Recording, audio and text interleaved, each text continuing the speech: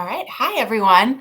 My name is Christina Polizzi. I'm the National Press Secretary at the Dlcc, and I will be just here to moderate this panel of some Dlcc staffers to talk about opportunities at the state legislative level and why our work is so important. So I will turn it over to my colleagues to introduce themselves, and then we'll get started. Hi, I'll start. My name is Stephanie Hendrick. I use she, her pronouns, and I am the VP of Analytics for Data and Analytics for the Democratic Legislative Campaign Committee. And I'm excited to talk with you all today about state legislative work. Cassie, do you want to go next? Sure. Hi, everybody. I'm Cassie Peters. I'm a regional political director here at the Dlcc. I use she, her pronouns. I reside in Oklahoma City, and a lot of my work has been in the state of Oklahoma, but I've been very excited to be able to extend that elsewhere. Also, if you see my dogs running behind me, they're just a little bit crazy, so sorry about that. But I'm excited to be here and answer any questions and talk about my favorite thing in the world, and that's state legislators. So I will pass it on to Grace. Hi, everyone. My name is Grace Forster. I use she, her pronouns. I am the major gifts assistant on the finance team here at the Dlcc, and I just graduated last May. So I am new to working with the Dlcc, but it's a great organization and our work is so important. All right. So I will kick the panel off with some questions. So first off, why are state legislatures important?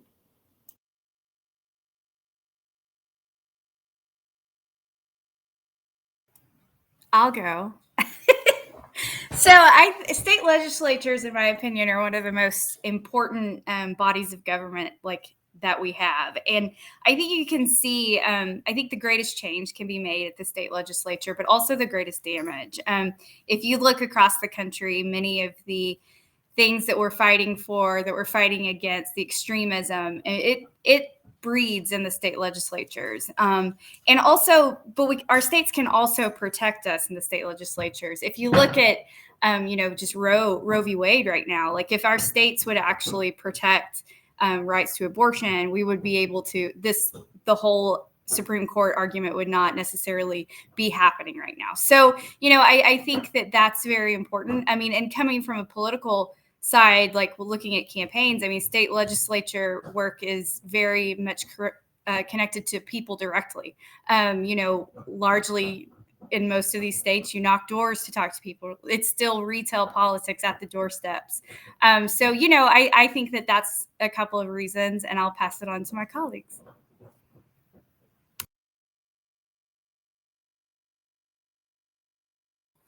I can talk about it a little bit too. So what brings me to this work as well is I have a field background, and my very first campaign that I worked on was a presidential, and that was 2012 for the Obama reelect. And I had a turf, and I was working in Florida and Tampa, but it's just so gigantic when you're working on like something like a presidential race, that when you're doing the community organizing that you kind of have to do in order to win votes for the president, it really gets like such a micro level when you're talking about a state legislative district, like a House district or a Senate district, and it's so much smaller.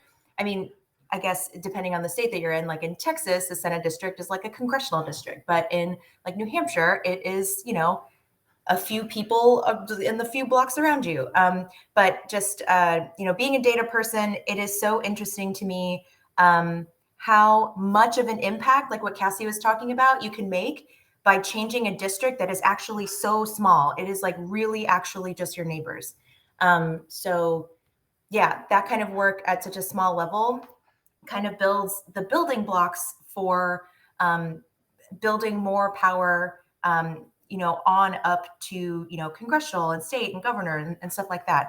So getting that solid support at your neighborhood level, it helps build power at the upper chambers. Grace, do you want to add anything?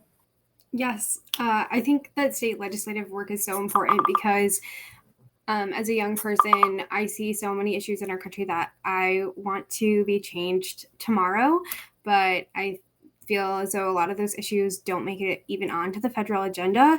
So in state legislatures, that work can be done and those ideas can be brought forward and people are able to really support issues that are local to their communities and make a difference and see that difference in their actual lives.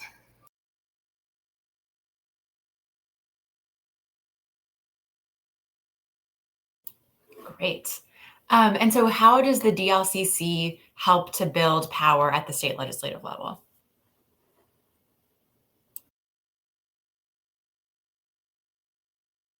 Well, I'll go. I mean, I know that. So, like, Cassie is a regional political director, and so she works. I mean, to me, her work is so fundamental with the organizing that she does on the ground with the caucuses.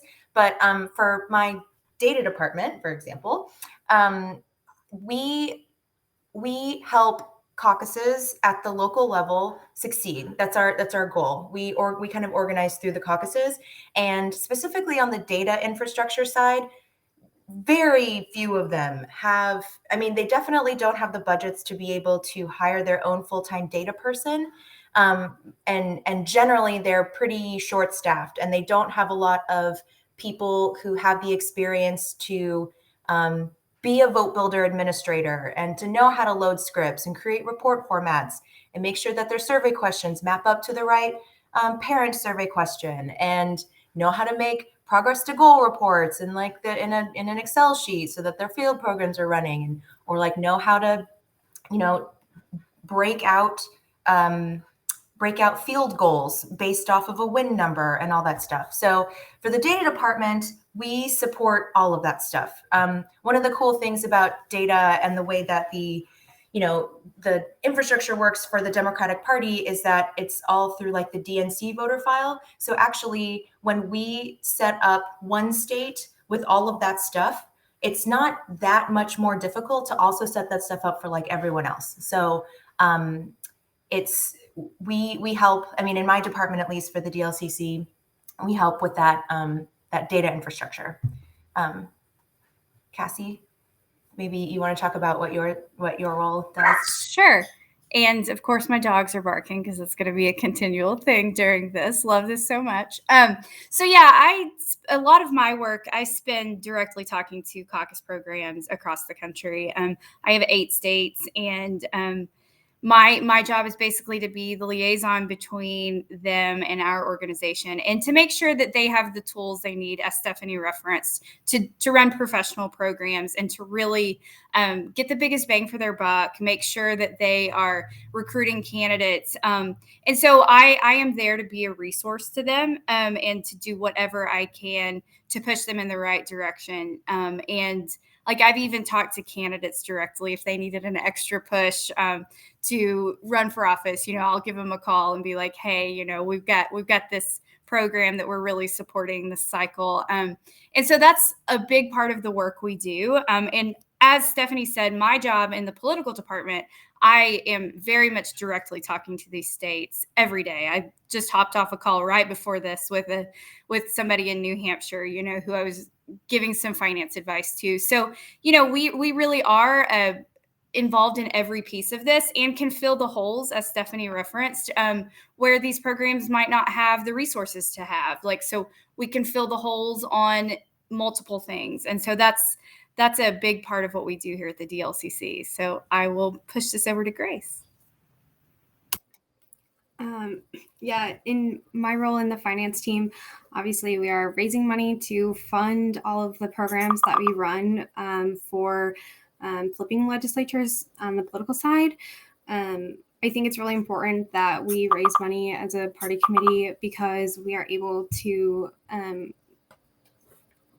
give funds to states that maybe wouldn't have as much donor interest and are able to connect donors from around the country with our programs and ideas that will then be used to flip legislatures.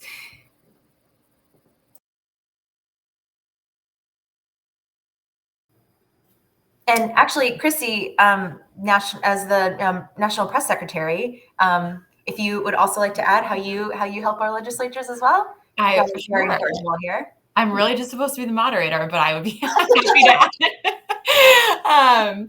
Yeah, so we, as my other colleagues have, Stephanie, Cassie, and Grace have all gotten into, often there's not a big budget on the ground in the states that we're helping.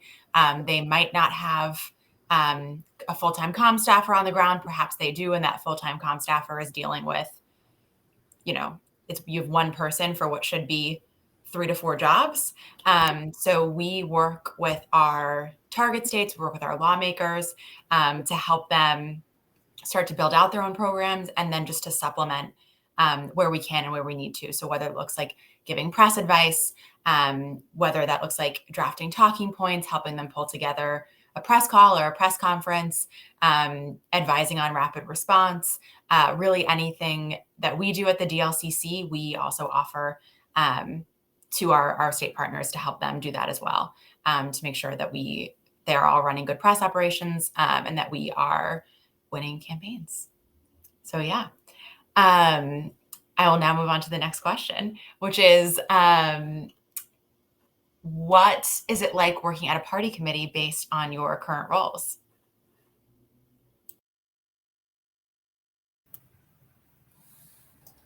I'll go. You want me to go? Okay. Sure. So I come from running, I was a caucus director before I got this job. And honestly, much of the job working for a party committee is not a whole lot different than that. It's just at a larger scale. I'm still very much involved in a lot of the day-to-day work that these caucuses are doing. But also we have to balance the entire country. We're not just focusing on one state. So honestly, it's really great experience and exposes us to just all sorts of facets of different places I never thought I would care about. I am from Oklahoma, born and raised here, and New Hampshire is one of my states, for instance. I never thought ever in my career would I know so much about the New Hampshire legislature, but I do, and it's really great, and it's really cool to be a part of that and to really get immersed in what these states are doing across the country. We also, being at a party committee, have a lot of, ties with the other party committees that are out there. We're always kind of talking to each other, making sure that we're coordinating messaging, making sure that, the other party committees, the resources are coming down to ours as well. And so it's a really cool experience. And I think it's also a unique experience too. I've never had a experience like this in my career up to this point, where I've got so many different states that I have to focus on kind of simultaneously. And I will say, also on this, I think it's also a great working environment. Our crew is a great team and a really fun group of people that really care deeply about this work. I think, kind of adding to everything else we've said, you have to care deeply about this work to get involved at this granular level here at the state legislature. So I'll pass it on to my other colleagues to add to that. I personally love working with the DLCC, and I think that my role is so interesting, and specifically Major Gifts fundraising is so interesting here because on other campaigns, you call donors and ask them for money, and then they max out or give you double max to your campaign, and that's kind of it. But here we're really working on cultivating relationships with donors and bringing donors into our work and connecting donors with ideas and projects and tests that they think are interesting. And then through that, they fund those projects. But a main thing I do in my job is managing the president's call time. So it's really interesting because we've known these donors for a very long time.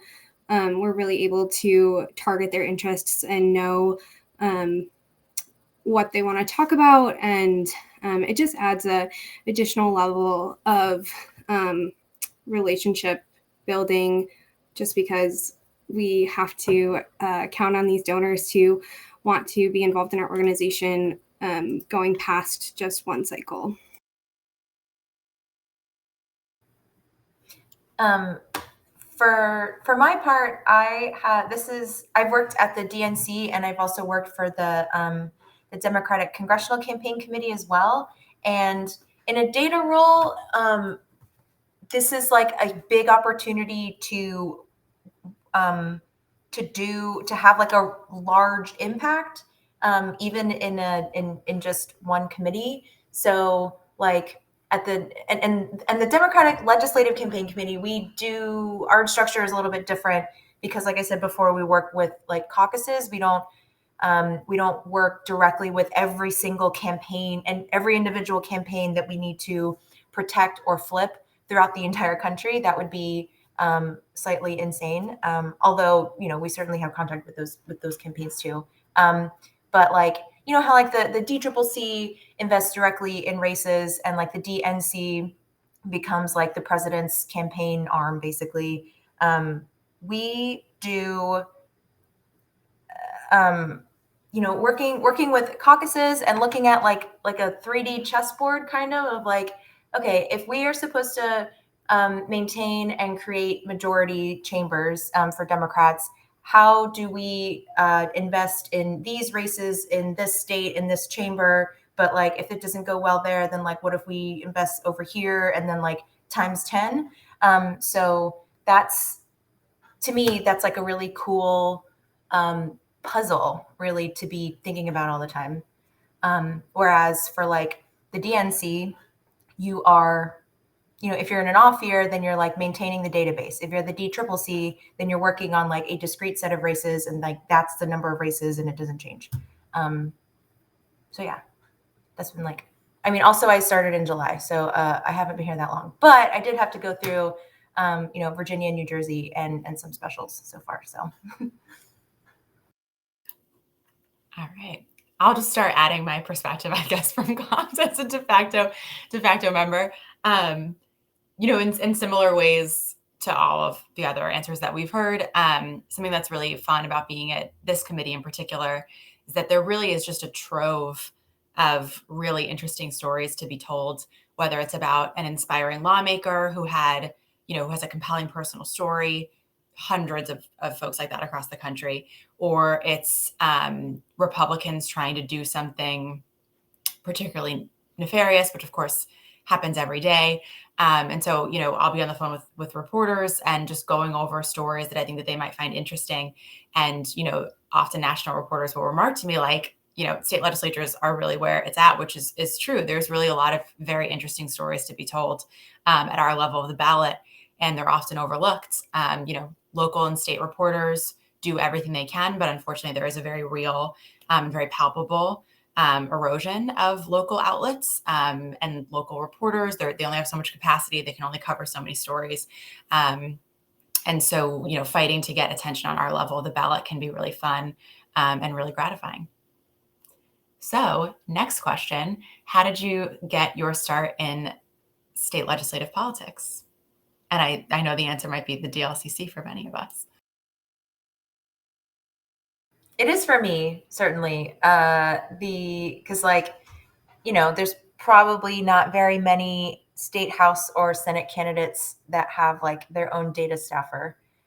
So you kind of have to, like for data specifically, you kind of have to get started on organizations or campaigns that are kind of large enough to have a data staffer. So yeah, this is my first time, and I'm super excited about the impact.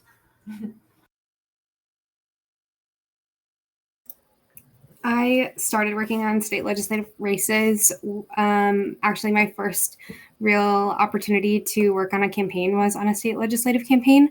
I worked for State Representative Sarah Anthony in Michigan, and I loved working for her. I worked for her in the summer of 2020, and it was a really powerful time to be working for her. She represents Lansing, and at that time there were a lot of protests for Black Lives Matter, and being able to work for a candidate that really represented her community. She went to protests and spoke with her constituents, but then after the protest, she led community cleanups and like continued on that conversation until today, she's still having that conversation with her constituents. And I just think that being able to work for someone that really cares about their community members and their neighbors is so powerful. And that's why state legislative work is so important. I got my start in 2006 working on a targeted state Senate race here in Oklahoma. And I started off as like an intern, then became like a volunteer coordinator, and then ended up being the field director. And I had an absolute blast and fell in love with this work. And part of why I fell in love with it was you could just, the people like, you could see these people come and volunteer for a cause they believed in, and spend time on their Saturday knocking doors. Like, that's wild, right? And for me, as a 23-year-old college student at the time, or not 23, I was 21. I was like, oh my God, this is crazy. Like, I can't believe these people are spending their time because they believed in this. And so once I did that race, we lost by 77 votes. I still hold that here in my heart. Just need everybody to know that 77 numbers here seared in my brain. We lost by 77 votes, but after that, I was addicted to this work. And but then I took a break and moved off to DC, worked at a national consulting firm that did TV media, and enjoyed that work. And it was largely doing U.S. Senate races. We even had a presidential campaign. But I missed being able to make a direct difference here at the state legislative level. So I came back to my home state and spent about a decade after that doing this work because I could really see an impact. I could go knock doors and see a difference being made. I could, give a candidate a little bit of extra attention, and that could take their campaign from A to B. And so, this work is very fulfilling if you find your spot in it, and you can just make a huge difference by doing a lot of work. And it's really at the micro level, right? And kind of going back to what Stephanie says, like, especially when it comes to like data and targeting, you can really hone down and find some really great stuff at that level of the ballot. So that's how I got my start. And I don't really ever plan on leaving this level of the ballot, because anytime I do, I get real sad, and I love it. So yeah. Yeah,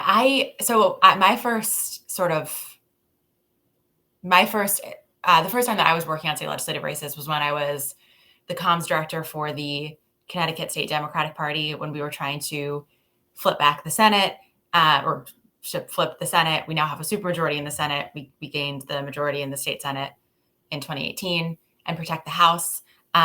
It was very illustrative for me, because when I went there, I was a little bit, I was there to help work on the governor's race, and obviously, pay attention to state legislatures and all that as well. But I did not know that Democrats did not have control of the Connecticut State Senate until I was interviewing for the job, and it was a very, illuminating moment, really, because I think a lot of people, even who work in professional politics, might not know that in a lot of these more traditionally blue states at the federal level, we still really do have to fight to gain majorities at the state legislative level, because it's always a little bit harder to win a majority of districts as opposed to 1,000 more votes, thanks to high Democratic turnout. And it was so, like my colleagues have said, it was so fun to get involved in that work. You meet so many good candidates, and they really are like true public servants. Our government from the federal level to the city council level is full of good public servants, but at the state legislative level, nobody really gets into it for the glory. They're not paid well. They really are just community members who want to do really good work. And that's very heartening and very inspiring. So now the next question is, why should folks want to work at the state legislative level of the ballot?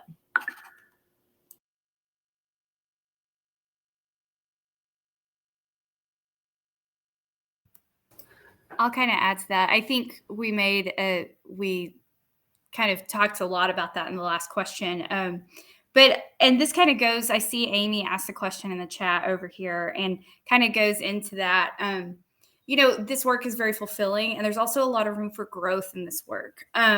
We've got state legislative caucuses across the country, including also the DLCC here at the top, that are looking for staffers at all the time and at every level, from like entry level to senior level staff.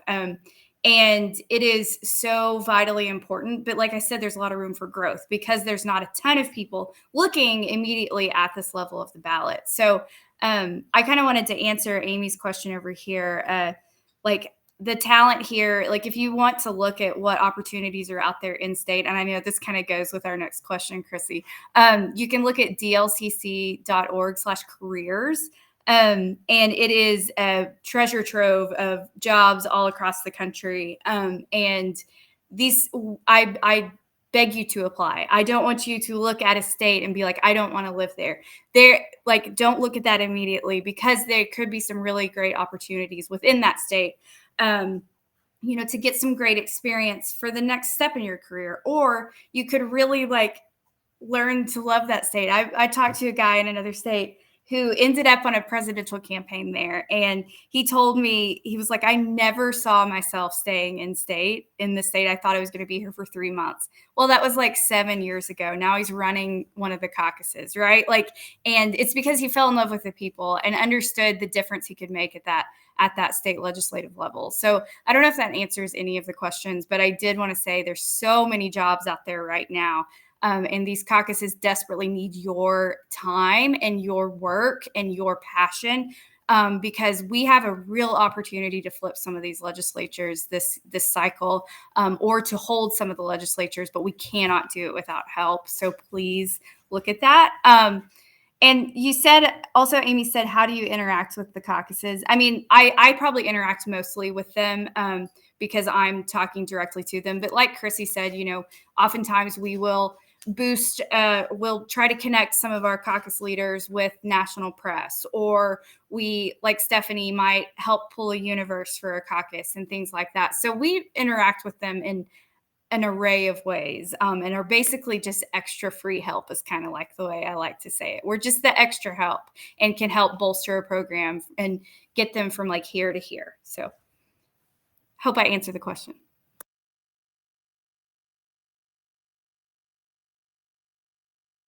I guess I'll also just add, we've been talking about how at the local level, it's not only where the legislators themselves have such a huge impact on all of the people, whether they're voters or not, all of the people who live in that district, and also the entire state. I'm thinking of Florida, for example. I'm from Florida, and before I started in politics, I didn't even know that there were elections outside of presidential years. Honestly, I was from a place that didn't have any local, we didn't have a municipality or a city to vote on, or city council or mayor or anything like that. So I only knew about elections when presidentials came around. But actually, the state house and state senate legislators that represent the places where my family live in Florida, they have the biggest impact over their lives. So not only that of the importance of what they do, but also, again, you're talking about districts with 30 to 50,000 people in them. And that's just all of the voters. And you're going to get a lot fewer of them that actually vote in your election, especially if it's an off year. And if you are a numbers, if you're a numbers person, it's actually really exciting. If you're looking at I don't know, a pool of maybe 20,000 people will vote in an election, you need at least 10,001 of them to vote for your candidate. If you're working from there, it's such a fun and exciting, it's a much more fun and exciting campaign to run, because everything that you do will have such a big impact in that small, if you only need 10,000 votes, that's way smaller than a presidential or a, congressional or something like that. So it's a good place, especially if you're starting out in your career, I think, so that you can see what works at this smaller level, and then apply it to bigger races in the future.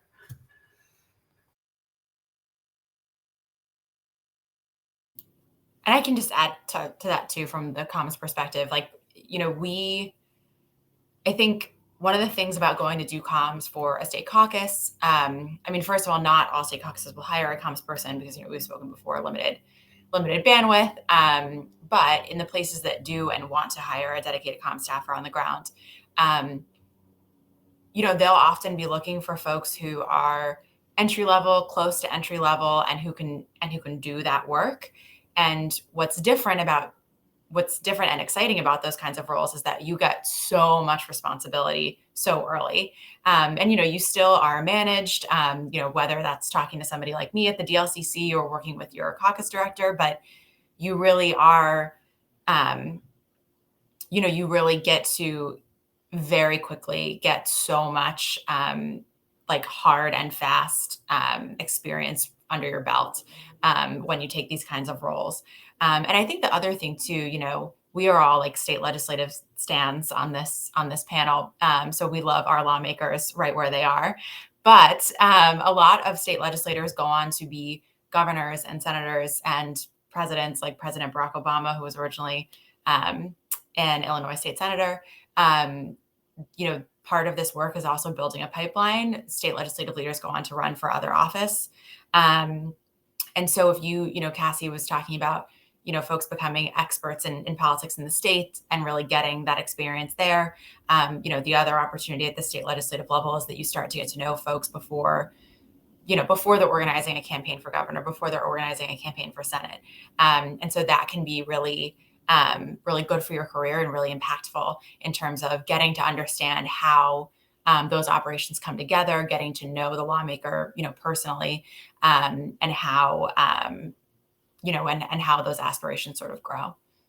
So, yeah.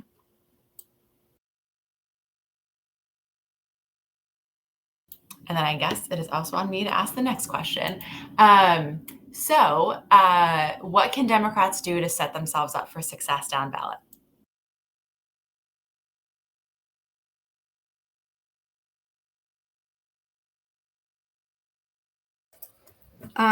Okay, Grace, you go. You go first. It's time.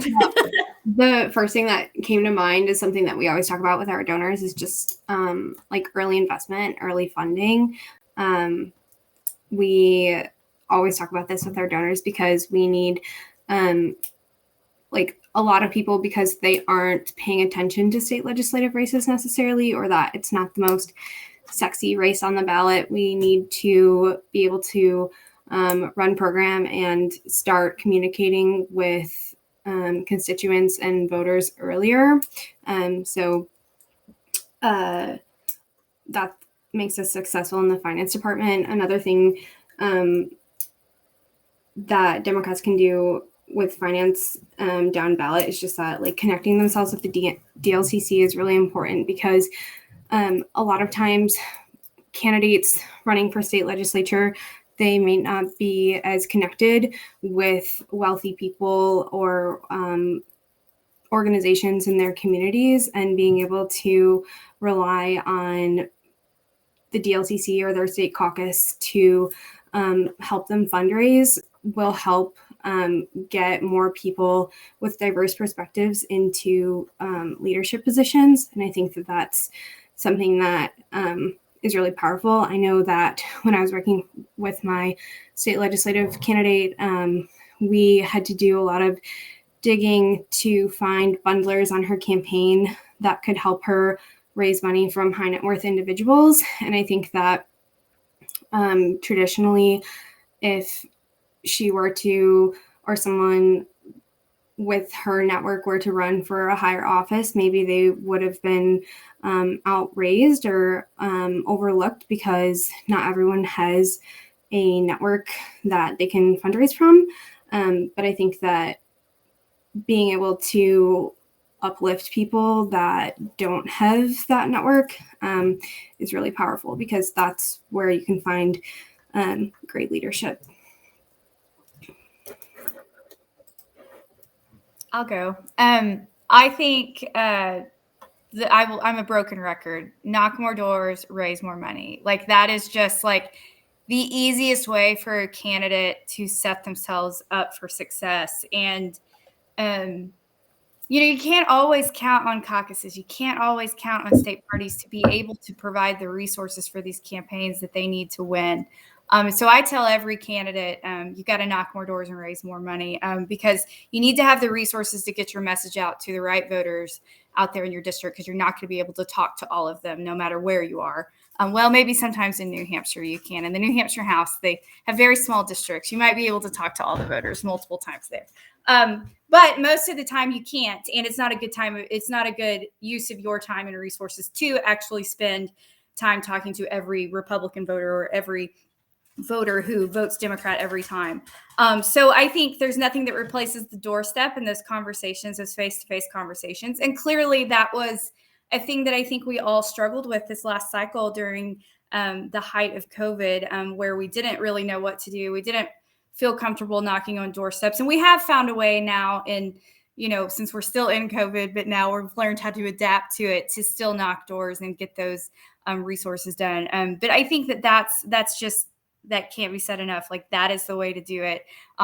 There's just not a better way. Like a mail piece, a TV ad, that's still part of it, but there's nothing that replaces that face-to-face contact with a voter and really understanding what they believe and what they feel and making sure you're talking to the right voters as well.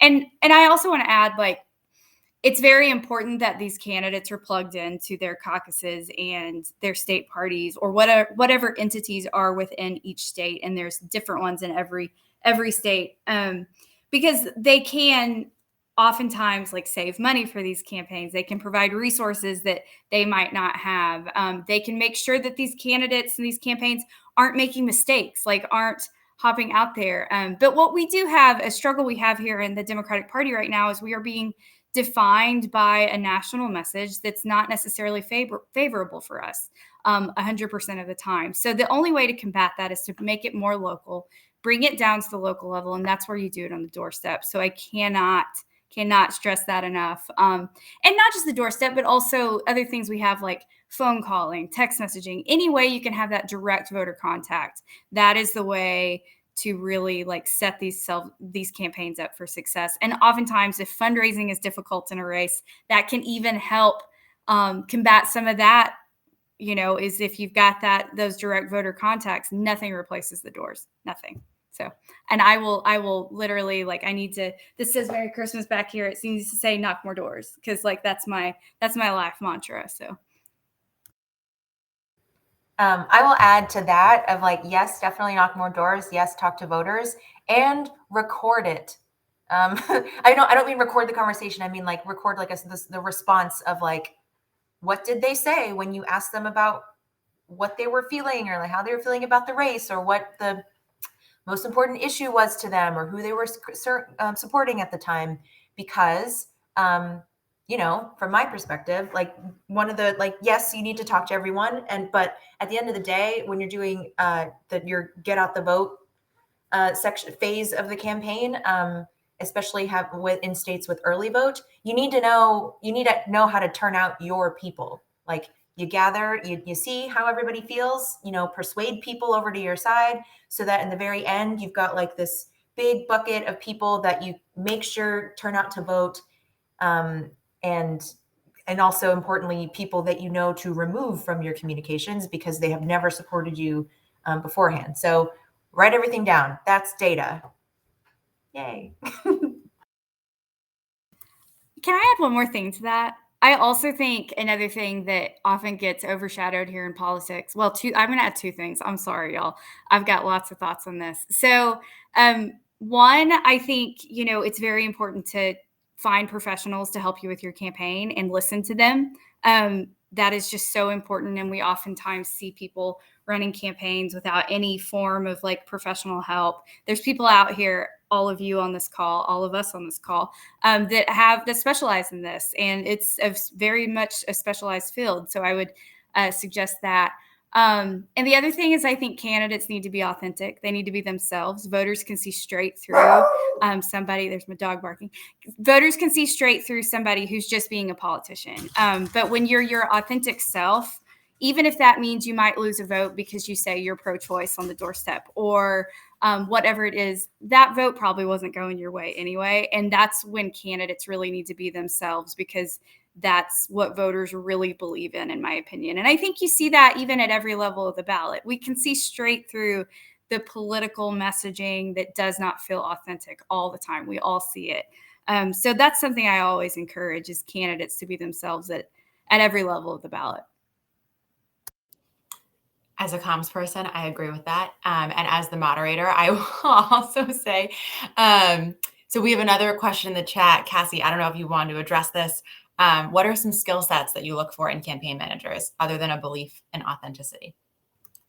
Yes, well, that is part of it. But in campaign managers, I definitely look for somebody who's organized and who can kind of take things coming at them from multiple different areas.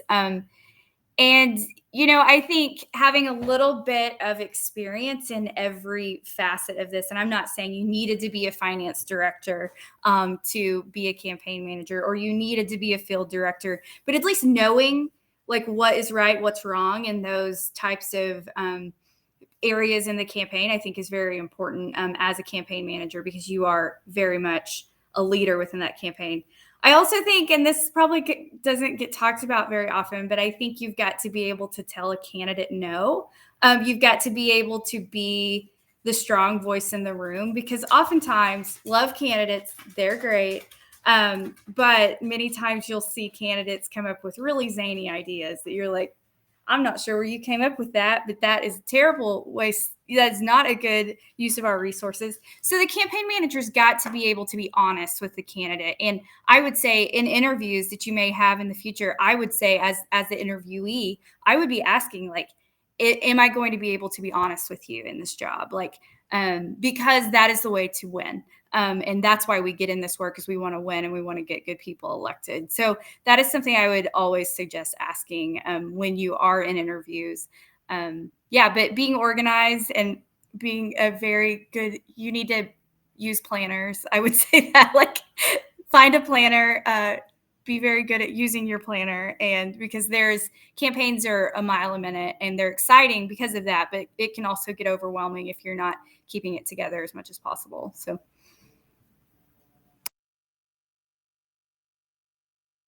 All right, so I'm going to move on to our last question, but folks, please start putting questions in the chat.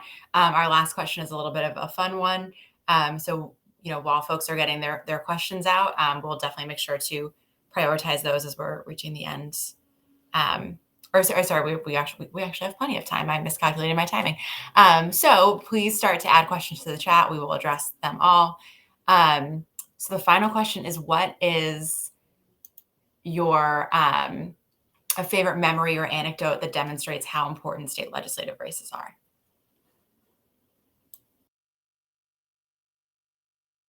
I don't have any experience working directly on a state leg race, but I will say back when I was an organizer in 2012 for Obama and in 2013, 2014 for Get Covered America, that was like, organizing volunteers to talk to other people in the community to sign up for Obamacare. And also to like a lesser extent in 2012 too for the presidential. The volunteers that came from the state legislator campaigns, like even though in 2012 it was not a coordinated campaign in Florida, not really. Like in 2013, 2014 for Get Covered America, it wasn't even political. It was just like, hey, I want to talk to people about Obamacare. The volunteers that used to volunteer for state house candidates and Senate candidates in my turf were like the best ever, the most passionate, the most experienced, the most knowledgeable. They knew every single block in my turf. And in Tampa, like I was from there and they like knew everything way better than I did. You're going down phone lists and you're like, oh yeah, I know this guy, I know this person. And that just is like, so amazing and awesome that that is, and it must be that, they understand really the importance of legislative work because they have dedicated years of their free time to volunteering for these smaller races that, like, they're not the sexiest races. They don't get a whole lot of attention, but they're like the closest to their community um, and their candidates that they volunteer for. So that's mine.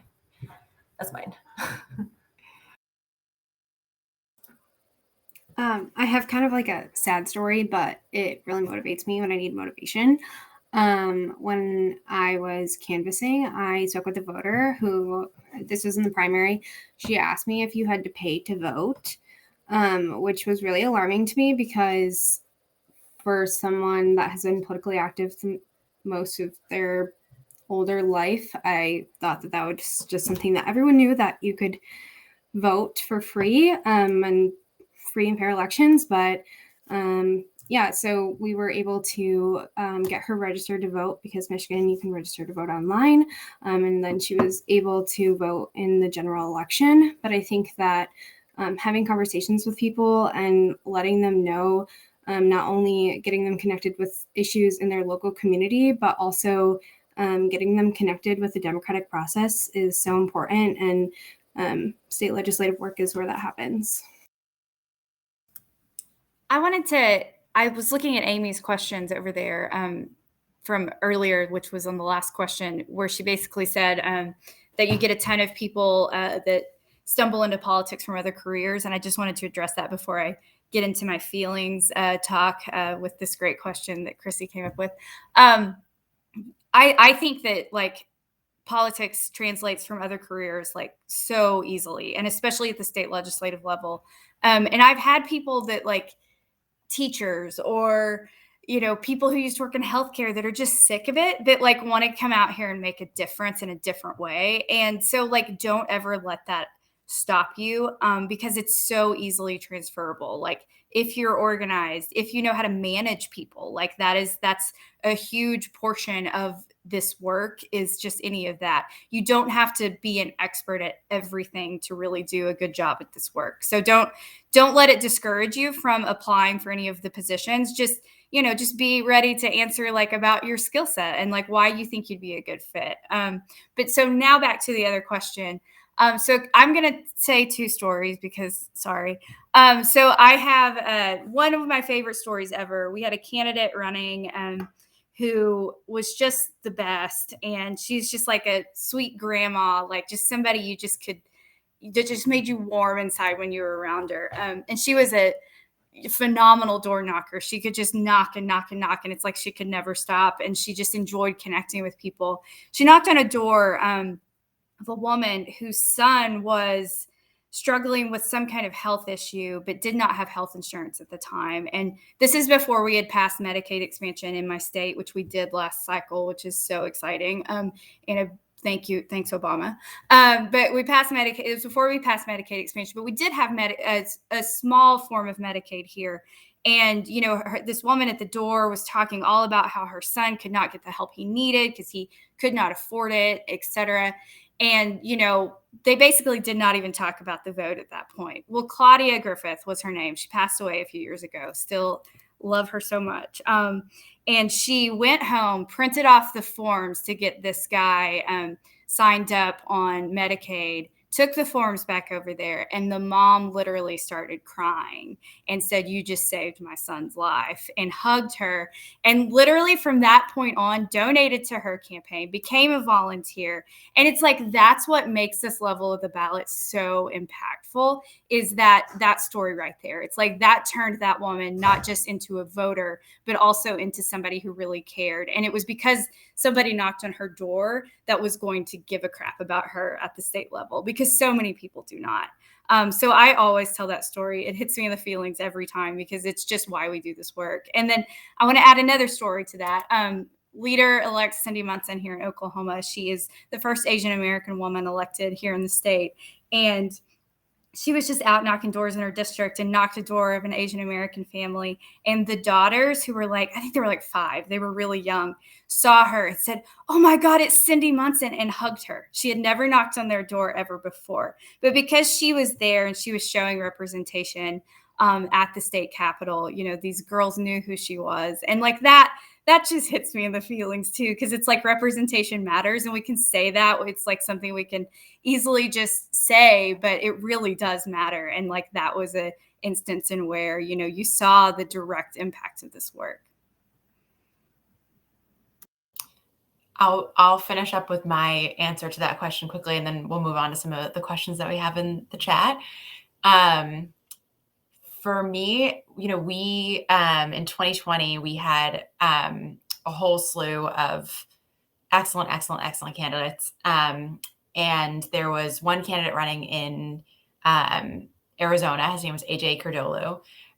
He did not win, unfortunately, but he spoke to he sent a nice message to the Dlcc team afterward, where I think maybe it was the day before the election, where, he thanked us for our work. Very nice. And he said, whether or not I win, this is my American dream. I'm an immigrant to this country. I started my own small business. Can you believe that I am now running to represent my district in a legislative body? And like you could tell he couldn't believe it. And to this day, I get a little choked up when I think about it. I also get very choked up when I think about the fact that he is not in that state legislative body where he belongs. But that is between us and the voters of Arizona. You really come across some very, very wonderful, dedicated public servants, and you get to sort of collect those stories when you work on our level of the ballot. And I'll try to finish off on a funny note. Though it can be maybe perhaps dark if you think about it. But we also, we send out a weekly newsletter from the press end called State of the States. And we have a section called GOP Fail. If you take a really deep dive on some of the things that Republican legislators say, it is wild. We had a representative in Arizona say that masks, you were breathing in your own carbon monoxide. We had, unfortunately, he did win re-election. This is maybe taking a darker turn than I intended. But sometimes if you allow yourself to find the levity, there can be some very humorous quotes from some of these lawmakers, and sometimes they lose. Richard Champion was at the insurrection. He's a legislator in Colorado. He was interviewed by a hometown paper after the insurrection, and he said, "I'll tell you, the true disgrace was that there weren't enough porta potties." That is real. You can find this article. And he lost his seat. He lost his seat before that, but still, he is no longer a lawmaker. He lost his seat to David Ortiz, who is a veteran. He lost his leg in combat. And he is just an excellent representative. So for every heartbreaking story, there is a good one. He was a bad guy replaced by a good guy. So, but yeah, now I will turn it over to the chat. From Allison Schwartz, we have, if you work on a state legislative race, does that give you a leg up on possibly working in a state legislator's office if that is something you aspire to? Does anyone want to take this? I can take it. And so I think yes and no, because every state is structured completely differently on how their Capitol official side staff is actually organized. I've seen it both ways. I've seen, a assistant at a Capitol just kind of follow the district, so whoever was elected. But then I've also seen, somebody bring their campaign manager along to work in their office. So I would say yes and no, but every state is completely different. And some states don't even have official side staff at the Capitol, right? They just have a handful that works for the entire caucus. So I would say it's probably good to look that up and see what the structure is within each state that you're going to be working in, if that's something you aspire to. And, it is fun. I've worked at the Capitol level too. And it was a blast, and it gives you a different view of how the process works. And it very much affirmed that I wanted to be on this side, not the other side, because I got just bored with the legislating. But, the change making's on this side, in my opinion. So stay on this side. Thanks.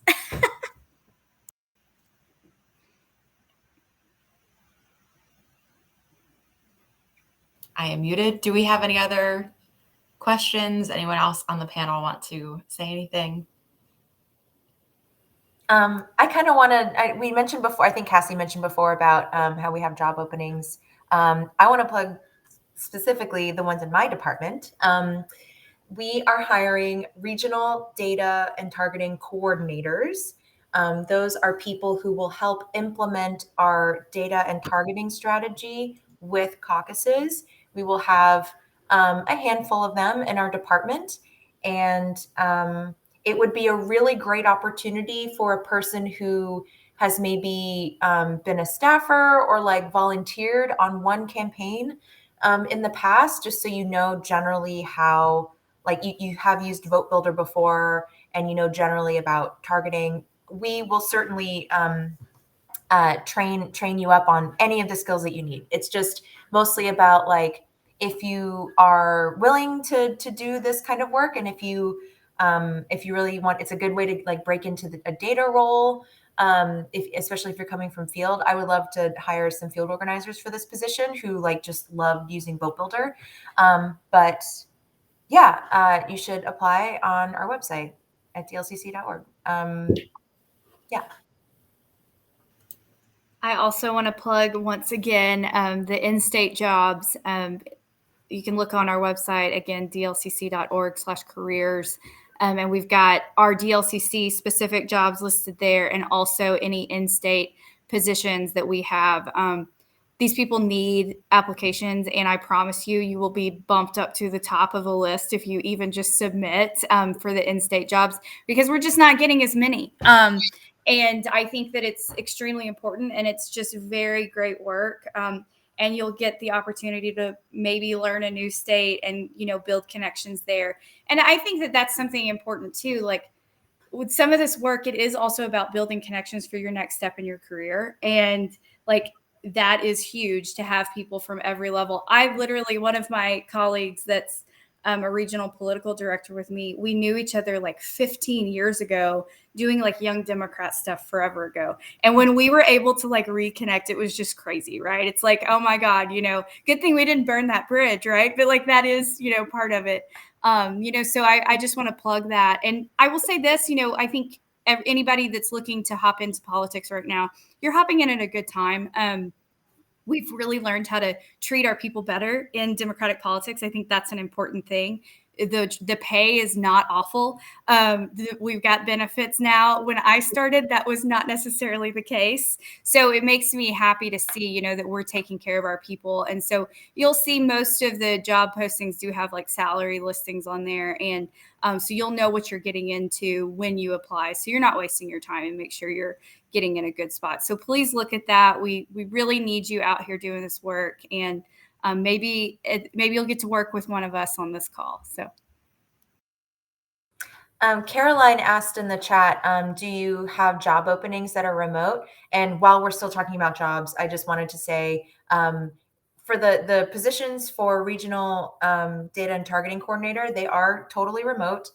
We are not expecting to, as far as travel, I'm not expecting to have travel, but if there, were to be an opportunity to travel, if there's like a special election or something, we would definitely ask you about how you feel about it first.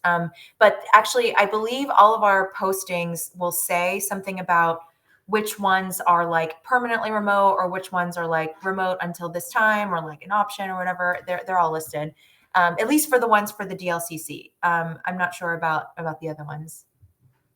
For in-state. Most in-state jobs are in-state, but I would still say, we live in weird, wild times, y'all. If you see something that really piques your interest that doesn't necessarily say remote and it's in-state, I would say apply, because I've seen it actually work remotely. And, I think everybody's looking at how to figure this out right now. I still think we don't all have it solved. So, I would just say that and like, just be honest with these, when you're sending these applications in, and if that's not the right fit for them, then they're going to tell you. But most in-state jobs are in-state, but I don't think it's completely out of the question that they could be looking at moving them out of state or remote.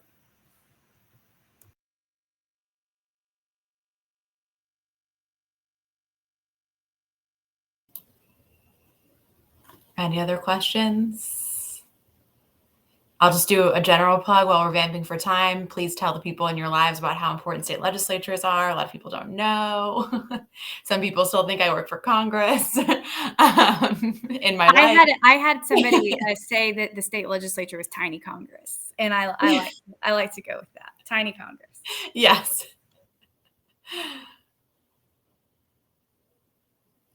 All right. Thank you, everyone, for joining us. Thank you to our panelists as I continue to play moderator, aka my colleagues. Thank you to our moderator. Great job, Christy. Thanks, everyone. Have a good day. Thank you.